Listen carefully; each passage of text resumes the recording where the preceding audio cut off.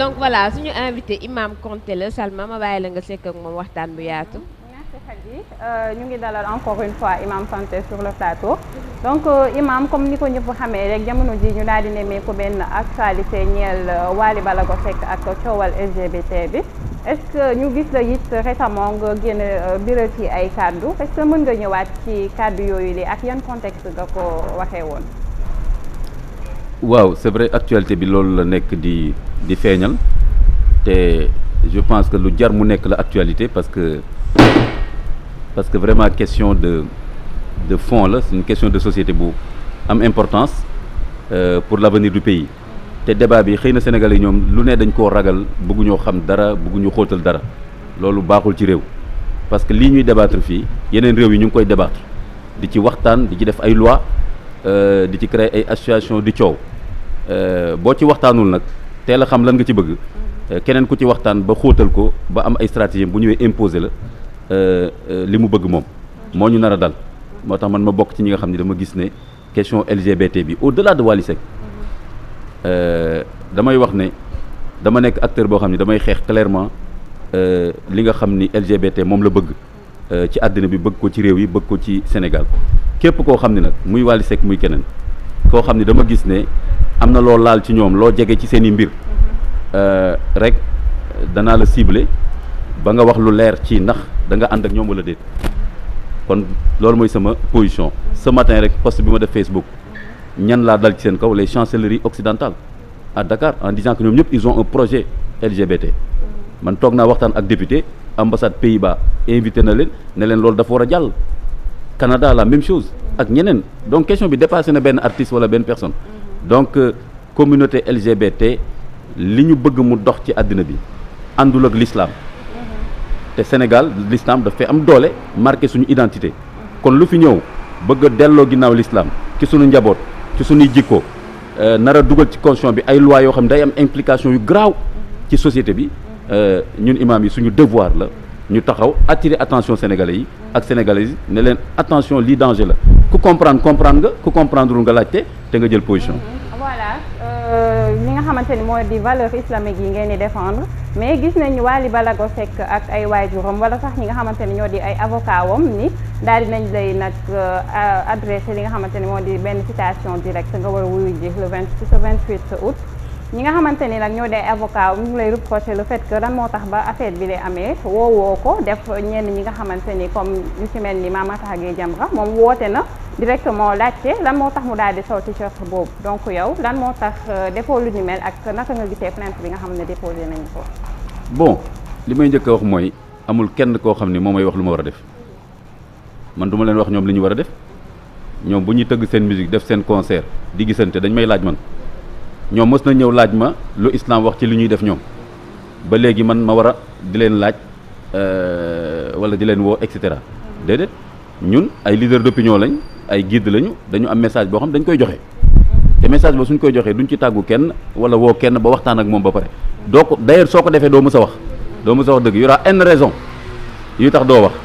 dëkk bi dafa am nu mu tëddee bul fi indi fitna waane baaxul ah am na ñu fi nekk gën la koo xam te waxuñu yooyu lan lay wax doo mës a wax dëgg te yonent yëpp wax nañ leen ko moo tax yonent yi amuñu woon xarit waaw lu ñu amoon rek mooy ay nit yu leen gëm ñu leen di yar ànd ak ñoom di wax mais amul kenn ku ñu xaritooloon ndax ñu nar a am sa kersa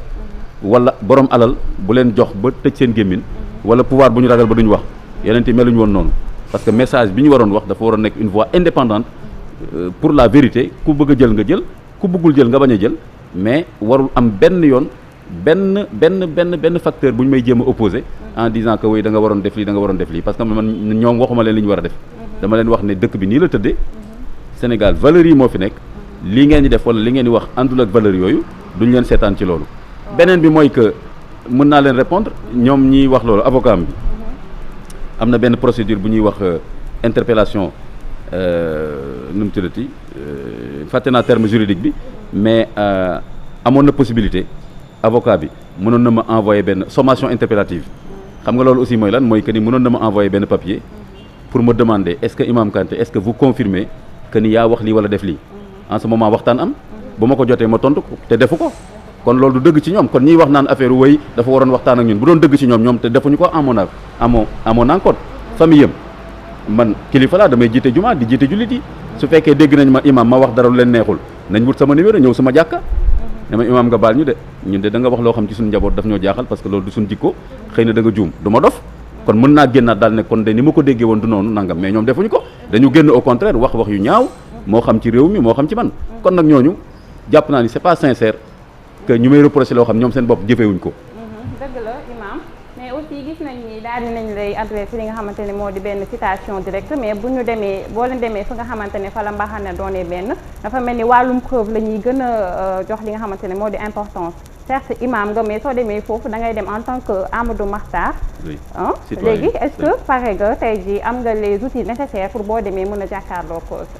avocat yi de. waaw citation directe bi je trouve que lu normal la sikkuma ci Wally Seck ak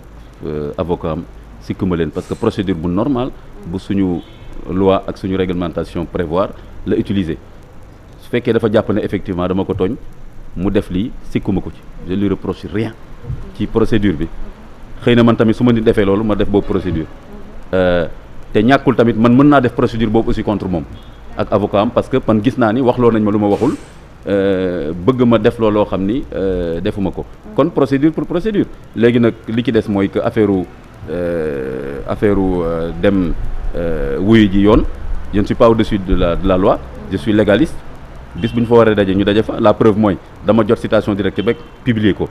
ci sama Facebook wan na jot naa ko ba pare avocat yi nga xam ne ñoo ko yore ñëpp xam nañ leen donc li ci des nag léegi waxtaanu avocat la moom mi ngi waxtaan ak avocat am te ñëwul wax ko fii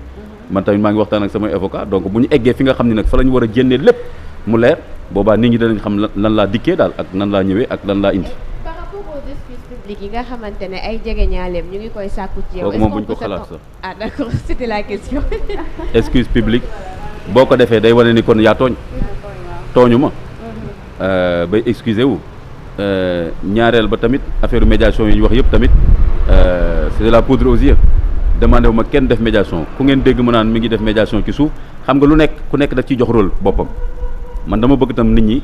ñu xam ne li ma engagé mooy li ñu may wax may dégg wala di def ak samay avocat mais groupe bi waa jële et cetera ñun ñu ngi dox affaire yi xam naa bu baax Imam Kanté dina ma nangul xam naa bu baax Wally ak nijaayam ça engage ñi koy def mais demandé wu ma médiation kenn ci lenn aussi xalaatuma sax di excusé wu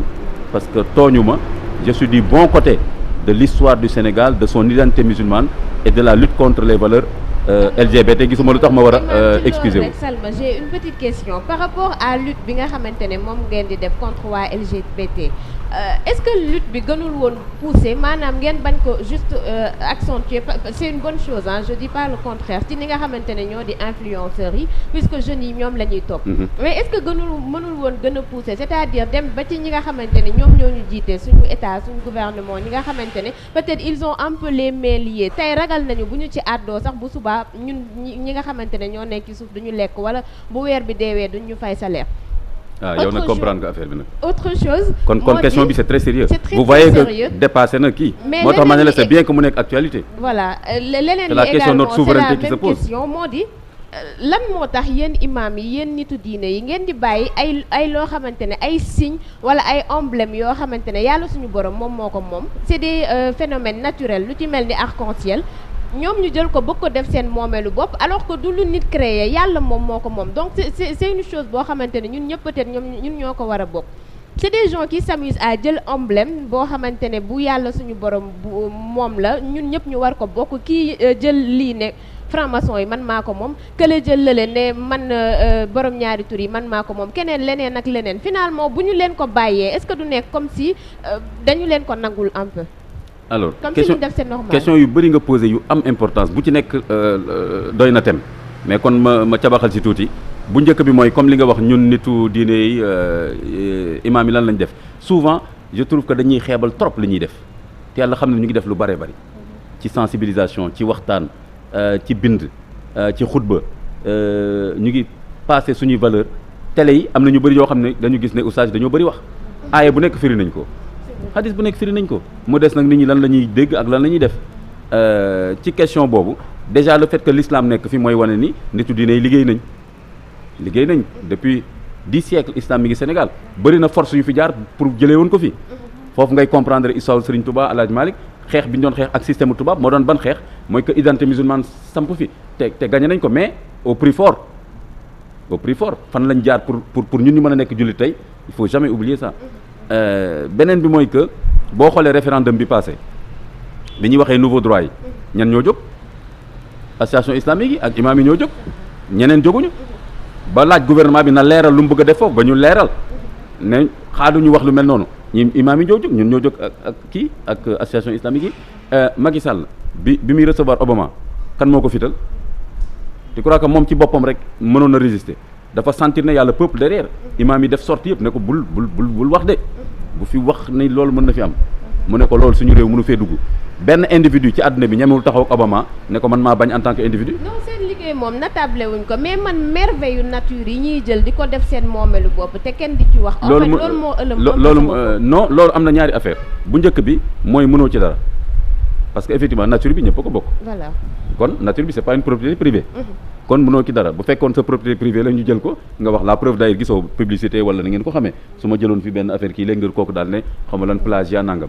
dama ko breveté mais nature bi kenn breveté wu ko. te ci lañ nar a jëm sax nag danañ ko breveté ñoom ñii suñ leen bàyyee LGBT. danañ ko breveté ci façon bu ñaaw parce que seytaane moo am boobu projet. fala yu xayru na xalqallah seytaane moo waxoon dinaa fexe ba yow yàlla lépp ni nga ko bëggee ñu soppee ko neneen projet boobu la ñu porté. léegi kon mënuñ ci dara ñaareel ba àddina bi ñun yilifuñ ko nous sommes dans un village planétaire donc ay nit yu nekk Australie yi jël benn emblème loo ci mënoo ci dara liberté la par contre li am solo mooy jullit bi nga jàngat emblème yooyu couleur yooyu lu ci nekk nga xam lan la expliquer sa ñoñ sa njaboot ne leen lii la wund sa yoon neewu ci yow ci lii nga bokk te loolu ñu ngi koy liggéey te effectivement loolu moo indi problème bi d'ailleurs parce que emblème boobu dafa am fu mu bokk am valeur yu mu porté looloo tax ma wax ci mais man xale boobu musuma wax ci mbiram pourtant chaque jour mu sol lu ko neex def lu ko neex mais bi ma identifié lii xam ne c'est un débat du siècle cette affaire là ci laa ne lii dama ciy wax. alors Imam man li ma bëggoon xam rek mooy est-ce que da nga nekk ci yoonu ñoom tamit nga envoyé leen li nga xamante mooy citation directe parce que bu ñu xoolee fan yi sorties yi nga xamante mi ngi am jóge ci camp wu Wally Seck biñ ci gën a ràññee di wax bi nga xamante ni Bijou Ngoné wax na ko mu nekk wax bu xaw a déplacé tamit jëmale ko ci yow est-ce que yow yaa ngi xalaat aussi envoyé ko moom ñu wax loolu noonu une citation directe. bon moom Bijou li mu wax ñaawlu naa ko trop te bu fekkoon ku am teggin la xam l'islam ak xam Sénégal ni ñu fonkee kilifa diine ak imam yi du wax loolu imam yi dépassé na sama bopp li mu wax imam muqaddam et cetera yooyu dafa am respect bu ko sénégalais mi ne ku laal lu mel noonu lu bëri dina wàññeeku ci yow ci respect bu la nit ñi mënoon jox kon loolu dama koy bàyyee ak opinion bi ñu juger ko moralement avec sa conscience aw ma jotam parce que du sama interlocuteur en fait ci débat bi à moins que moom mu taxaw wax ne moom loolu la ci ell bi wala que daf leen jàppale su boobaa ma wax ak moom mais comme fi nekk nii dafa dingat rek imam parce que xëy na bëggul imam wax ci loolu ça l'engage mënul tere ma wax kon nag léegi par contre man damay wax ni képp koo xam ne imam nga wala kilifa diine comme moom ni ko waxee muqaddam wala toutes les institutions de l'islam ak respect bi ñu war a am dama ne ku ci dégg li mu wax te fees sa ànd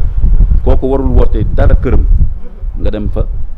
wala muy def ngénte wala mu am ku fa faatu wala mu am fa lu leen yi en tant que imam nga dem fa te moom mu ne la maa la gën a nekk imam gënoo maa xam loolu moom wàcc sa ànd la dañ ko war a boycotté imam yëpp maa ngi leen di demandé ñu boycotté kooku lépp lu muy def mu yilif boppam ci lépp lu mu bëgg comme nee na mën na ko. imam man dama benn question mooy gis nañ ne Wally amoon na ay jamono yoroon na fi sax jigéen mais boobu mun nañ ne peut-être ampleur bi nga xamante ne bi mu jot a def bi yoon ak lumière bi mu sol boobu gis nañ ni li ngeen yëngu bëriwut mun nañ ne sa amul benn réaction nee na aussi am na muy gis nañ ne souvent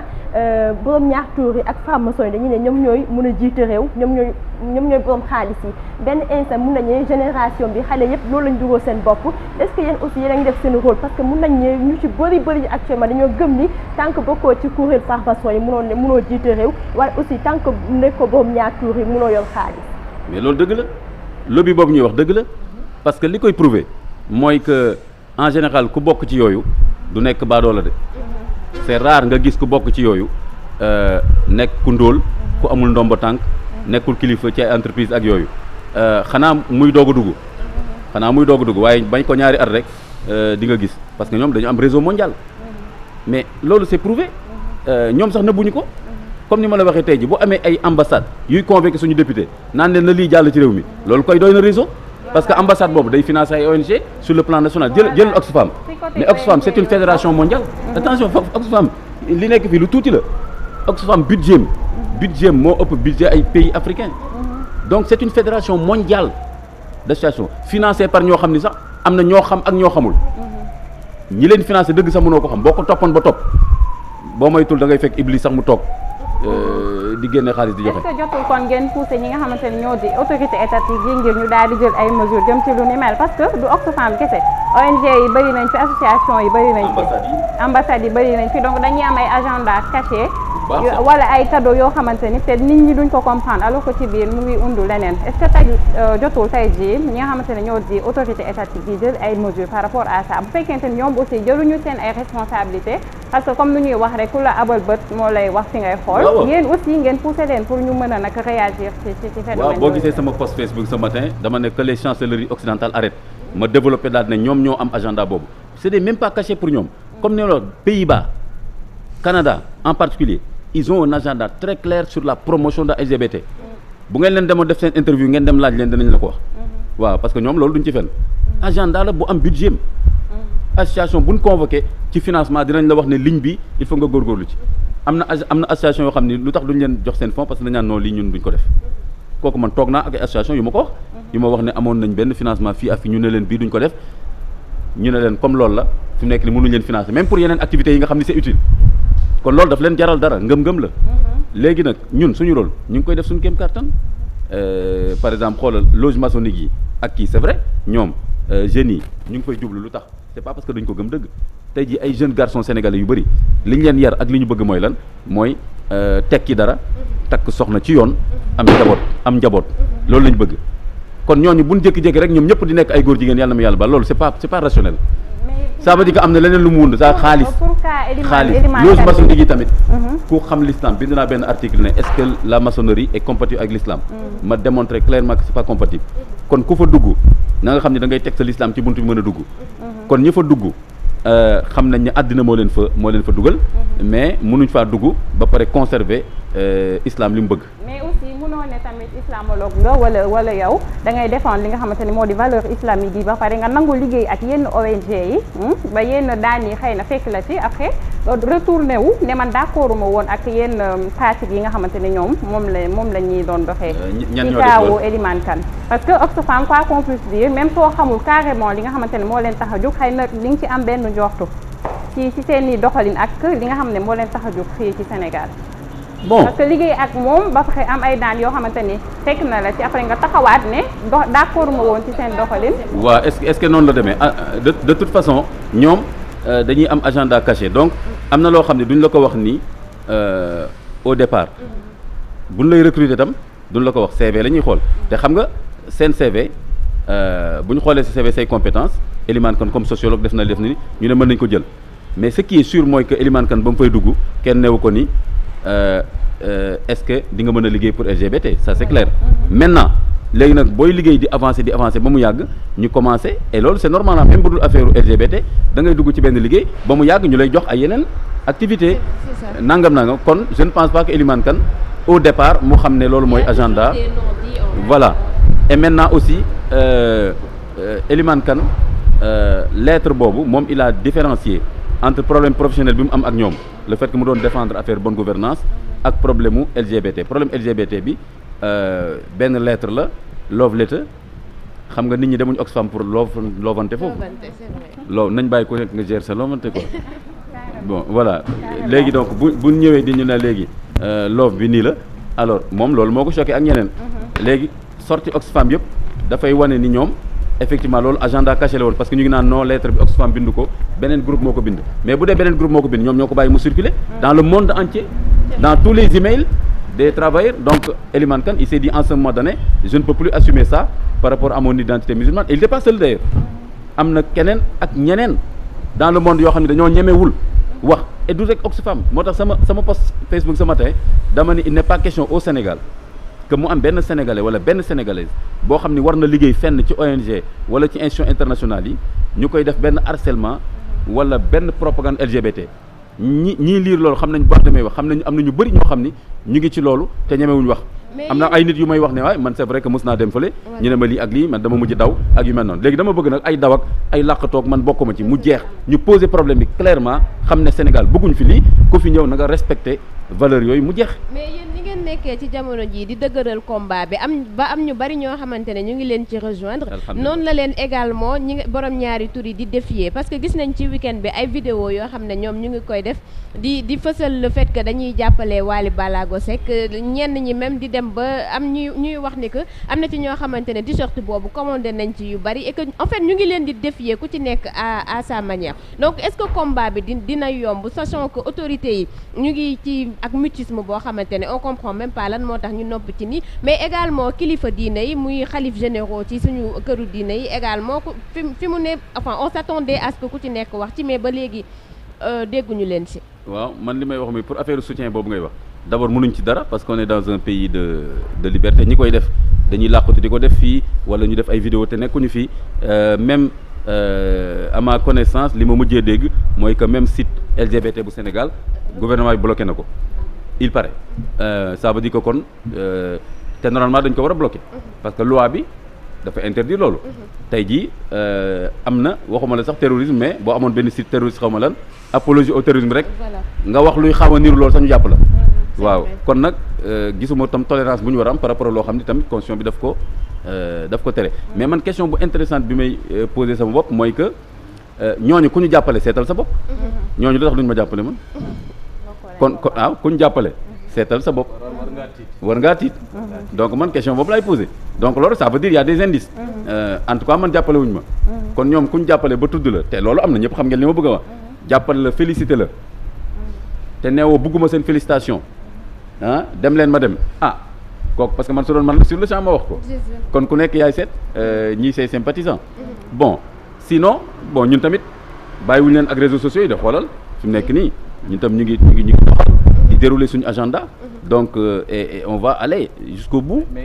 pour que loolu leer. balaa ñoo gën a xuus sax ñun nuyu Abdoulaye Bob ak Alioune Sow. c'est important li nga wax aussi ci gouvernement bi. ce qui est sûr c'est que dans la loi c'est interdit. gouvernement bi effectivement seen position pour man timide na parce que na ngeen seet fan yii rek bi ñuy def élection yi gouvernement bi convoqué na fi ay Oxfam ay ENDA yëpp retirer seen agrément provisoirement sous prétexte politique en pensant que ni dañuy financer ay Y'en a marre yooyu te ñooñu dañuy contre gouvernement kon nag waroon nañu def la même chose pour cette question de valeur boo xam ne suñu institution daf ko leeral ba pare Oxfam génne benn lettre bu arrogante daal ne même seen loi bu ko lettre bi ñëpp lire ngeen ko y a pas d'équivoque c'est pas l'interprétation d'un imam illuminé lettre bi ñun ñëpp lire nañ ko ñu wax ne même seen loi bu ko interdire dañu war a jàppale ñi kon sur le champ ministre waroon na ko convoqué tey lii am na loo xam ne su ma ko waxoon léegi ñu fekk ma sama jàkk convoqué ma c'est sûr balaa ñuy yeggali Abdoulaye Bob maa ngi lay nuyu waaw jërëjëf Khady Colonel maa ngi lay fay di nuyu ñi ma feggool ci plateau bi nga am nag gan tey boo xamante ne actualité la imam ñu ngi lay nuyu am mbégte lool ci ànd beek Walfadjri waaye ni ko Khady waxee daa mel ni weñ gaa nga bañee ca mbañ a xaan nga maanaam ndorteel yëf yi bu mu jógee ba léegi est-ce que newul ne yéen da ngeen yéex a jóg ndax gisoon nañ da ngeen ci wax ci xutba yeeg yooyu est-ce que doy na pour ngeen mun fee jëlee li ni mel. balaa mu cee tontu ñu jàll ci Alioune Sow également daal di koy nuyu. bonjour Khady. bonjour Alioune Sow. ça va na nga def. sant yàlla Salma bonjour Lay Bob ba jàmm nga am séeréer bu ñaaw bi bëgg a lekk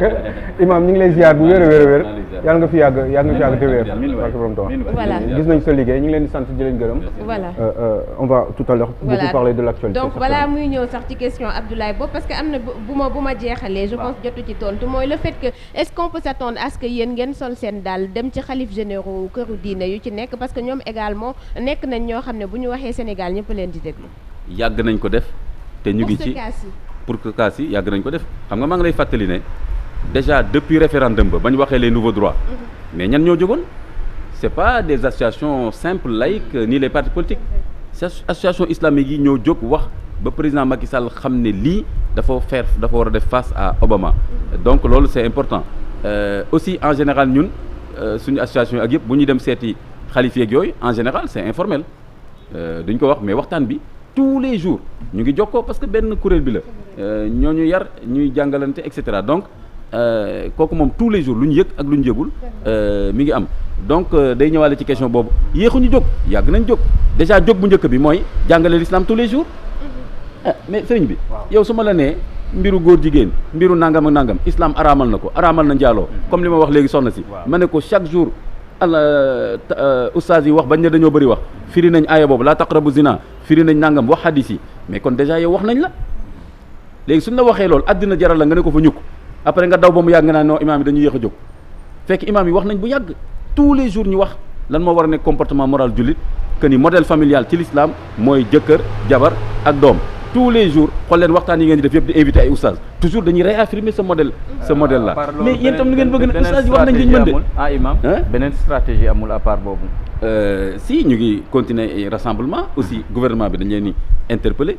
dimanche incha allah dina am un grand rassemblement à l'aéroport boo xam ni association islamique yi gis ngeen secte Moon boobu coréen bi ñu fi ñëwee gis ngeen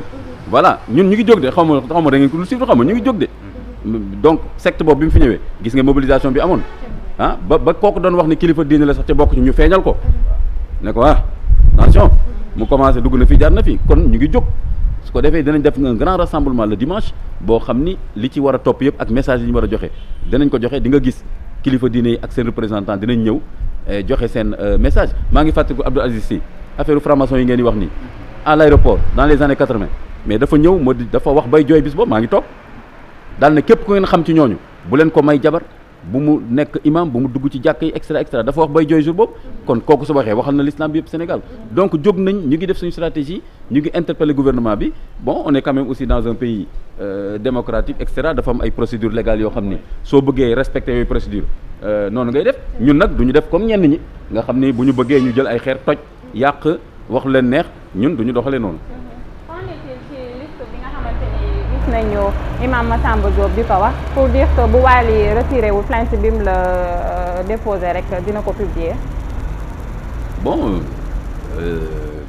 man du ma membre Jamra donc xaw ma seen élément nan lañ koy amee ak yooyu donc pour man question boobu moom lañ ko war a poser je me dis que quelque part en tout cas c'est une forme de soutien pour moi donc maa ngi ko ci jaajëfal parce que fekkoon ni dafa jàpp ne li may wax teguwul fenn du ko jaral muy tudd sama tur naan ko def lii ma def lii loolu soutien la maa ngi ko ci jaajëfal mais au-delà de moi soutien wu camp wu ñiy xeex LGBT ak camp wu LGBT loolu dafa war a clair au-delà des individus ku nekk nag assumer ban kaa nga nekk mais mënoo ko bañ a assumer parce que il faut que suñu société ñu définir lan lañ fi bëgg loolu moom mënuñ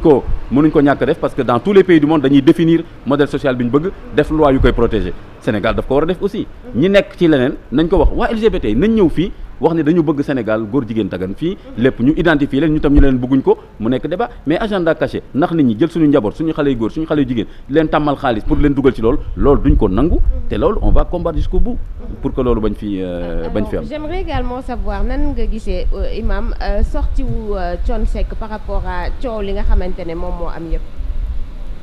man ñaawlu naa trop sortem boobu su ngeen ma mayee benn parenthèse rek ci affaire liste boobu nga wax noonu. ala kulli xaal man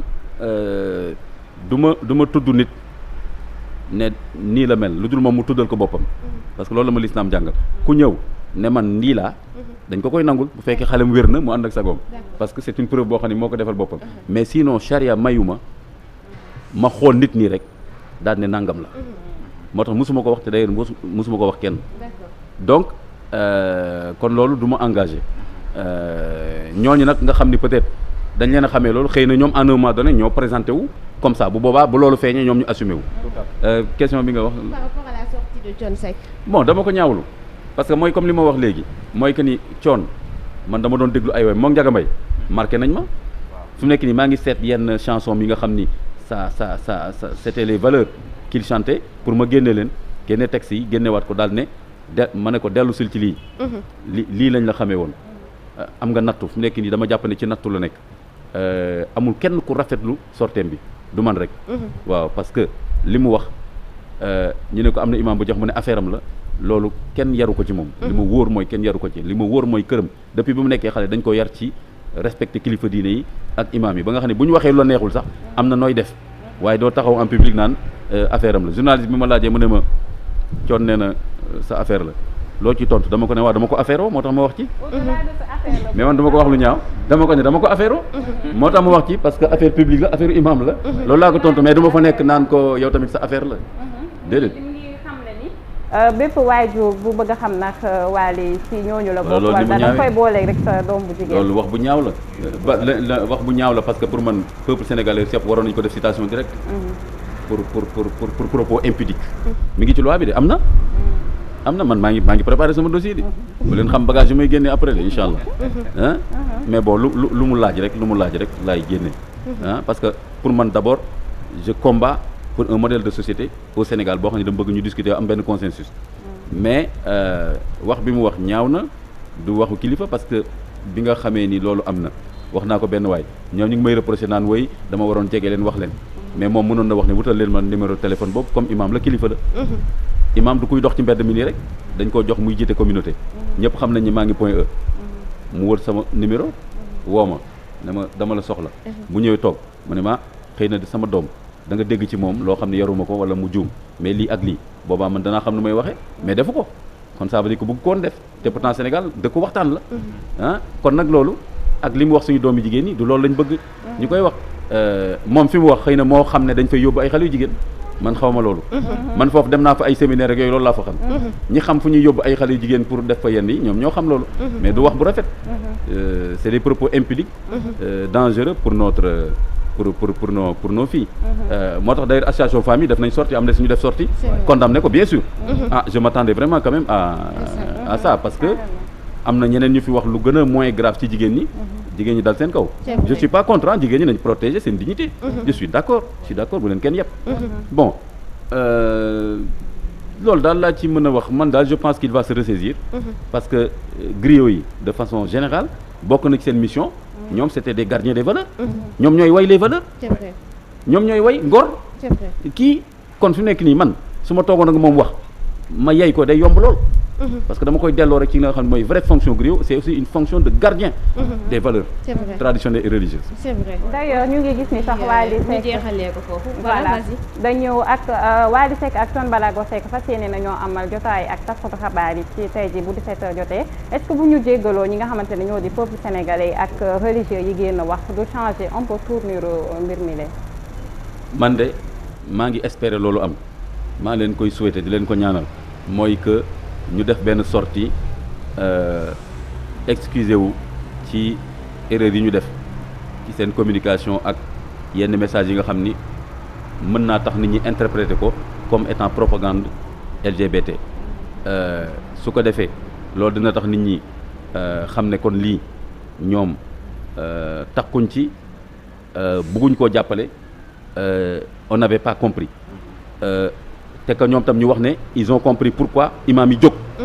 ndax question bi dafa laaj jóg kon ñoom bu ñu leeralee seen position comme ça effectivement man personnellement damay tourner page bi parce que je n'en veux à personne en tant qu'individu mais comme acteur de lutte inlassable tant que maa ngi am bakkan contre l'agenda et l'idéologie LGBT kooku moom je continue ce combat parce que dépassé na benn individu wala benn événement. D'accord. En tout cas merci beaucoup Imam Konté. Merci beaucoup. Bonne journée. Salma yow itam maa ngi lay jaajëfal. Merci beaucoup maa ngi lay remercier aussi di remercier Imam Konté ci disponibilité am. di jox téléspectateurs yi mercredi incha allah rendez-vous. D'accord. Donc di ko kon jaajëfal bu baax a baax sûrement Imam du ñàkk di rubrique actualité bi moo am yu mu ci mën a sànni parce que ci